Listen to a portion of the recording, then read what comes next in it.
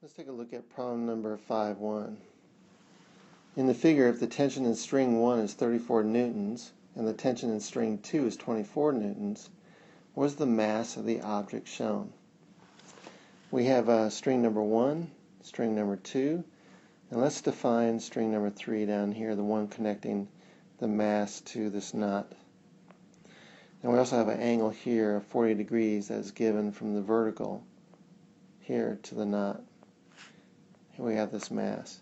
Normally what we would do in this problem is we would focus in on the mass and we would do a free body diagram of that mass. So let's do that.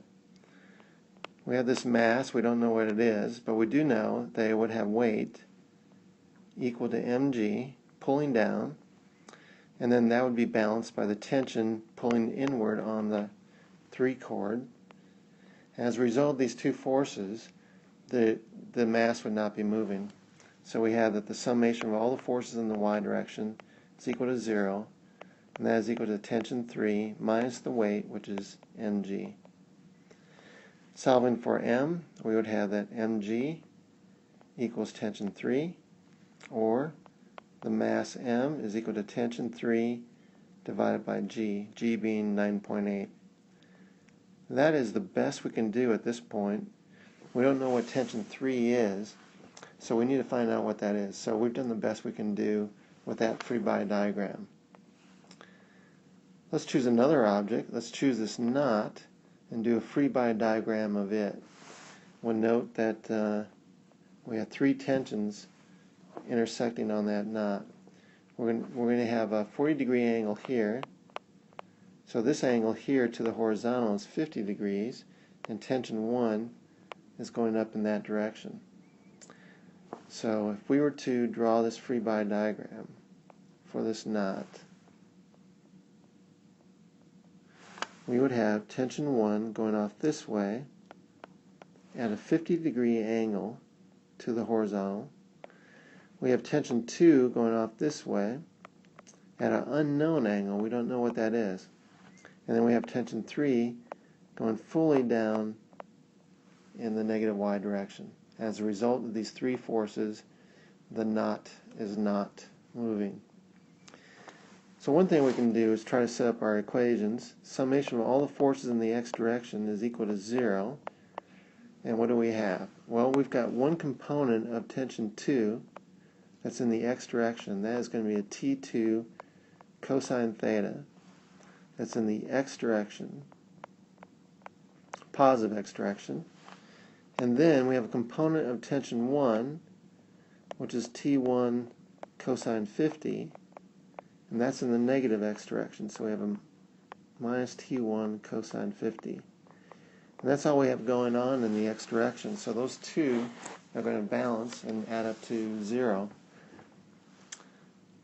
So I have that T2 cosine theta equals T1 cosine 50. So I can actually write that the cosine of theta is equal to tension 1 divided by tension 2 cosine 50. And we actually know that tension 1 is 34 newtons, tension 2 is 24 newtons, cosine 50. So this cosine is equal to 34 divided by 24 times the cosine of 50 is 0.9106. I want to find angle theta, so I'll say that the inverse cosine of both sides will give me theta.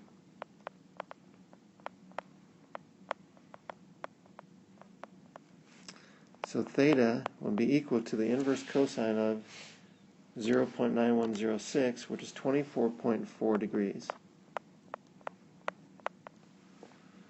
Alright, so now we know theta.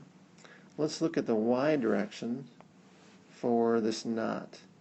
We know that the summation of all the forces in the y direction should equal 0.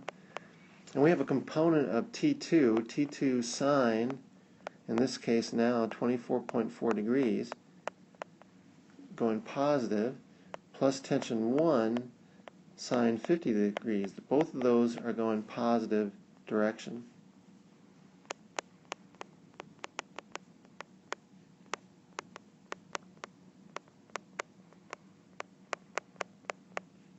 And they're being balanced totally by tension 3, going to negative. So we're going to have a minus tension 3 here. So bring this tension 3 over to the left-hand side here. I have that tension 3 is equal to tension 2, which is 24 newtons, sine 24.4, plus tension 1, which is 34 newtons, sine 50 degrees. So if I go, let's see, so I have that times 24, 9.92 plus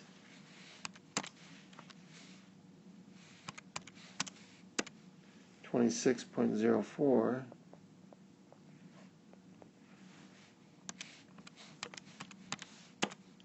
I have that tension 3 is 35.96 newtons. So we have tension 3, but we want to find the mass. Now we know that the mass should equal tension 3 divided by g. So we have 35.96 newtons divided by 9.8, and that is 3.67 kilograms. So the mass that we're looking for is 3.67 kilograms.